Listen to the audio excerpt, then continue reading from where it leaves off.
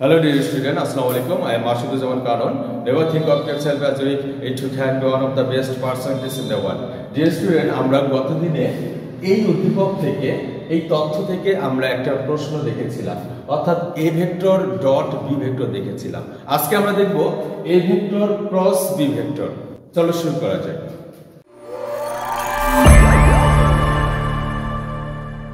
আমরা এখানে a vector cross B vector এটা করব নির্ণায়কের মাধ্যমে।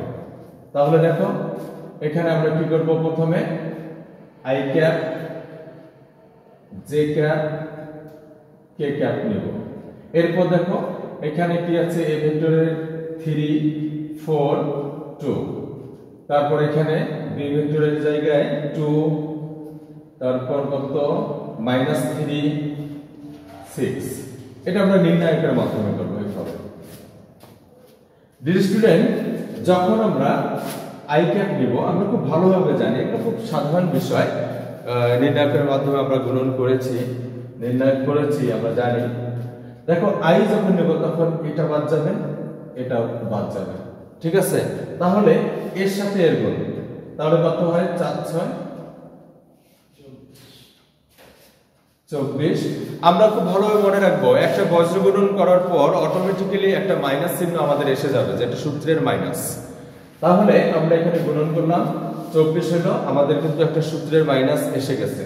এখন আমরা এটা দিয়ে এটা গুণন করব, এখানে 2, দেখো এখানে প্লাস, এখানে মাইনাস, প্লাস মাইনাসে মাইনাস আর আমাদের সূত্রের মাইনাস, তাহলে মাইনাস মাইনাসে কি হয়ে যাবে প্লাস, তাহলে 3 দ্বিগুণ কত 6। এরপর আমরা সাধারণত প্লাস চিহ্ন দেই, আমরা প্লাস চিহ্ন যদি দেই তাহলে কিন্তু গুণনের সিস্টেম চেঞ্জ হয়ে যায়। তো আমরা যদি প্লাস না দিয়ে যদি এটা আমরা মাইনাস দেই তাহলে আমাদের গুণনের সিস্টেম কিন্তু ওই আগের মতোই থাকে, তাই আমরা মাইনাস চিহ্ন দিব।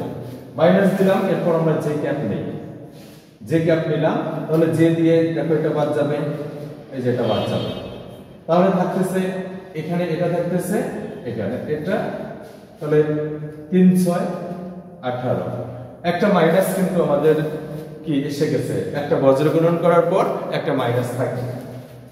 এরপর এটা দিয়ে এটা গুণন, তাহলে দেখো এখানে প্লাস এখানেও প্লাস, তাহলে প্লাসে প্লাসে প্লাস আর আমাদের সূত্রের মাইনাস, তাহলে প্লাসে মাইনাসে কি হবে মাইনাস হবে, 2 2 4। এরপর আমরা প্লাস দিব, প্লাস দিয়ে দেখো এবার আমরা কে ক্যাপ নেব, বাদ যাচ্ছে এই যেটা বাদ যাচ্ছে এটা বাদ যাচ্ছে, তাহলে থাকতেছে কিন্তু এই চারটা, তাহলে এর সাথে এর গুণ, এখানে মাইনাস এখানে প্লাস, প্লাসে মাইনাসে মাইনাস 9।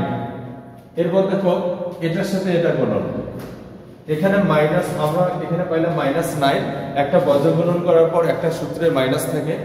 এরপর দেখো এখানে প্লাস এখানে প্লাস, প্লাসে প্লাসে প্লাস আর আমাদের একটা সূত্রের মাইনাস আছে, তাহলে প্লাসে মাইনাসে কি হবে মাইনাস, 4 2 8। এই যে এখন দেখো এগুলো হিসাব করো, যোগ বিয়োগ করো, তাহলে 24 6 হলো 30। আমরা এখন i ক্যাপটাকে পরে লিখি, i ক্যাপ এই যে এগুলোর মতো। এরপর দেখো এখানে কত হয়, 18 থেকে 4 বাদ দিলে কত হয়, তাহলে এখানে 14, তাহলে এখানে কি -14 j ক্যাপ।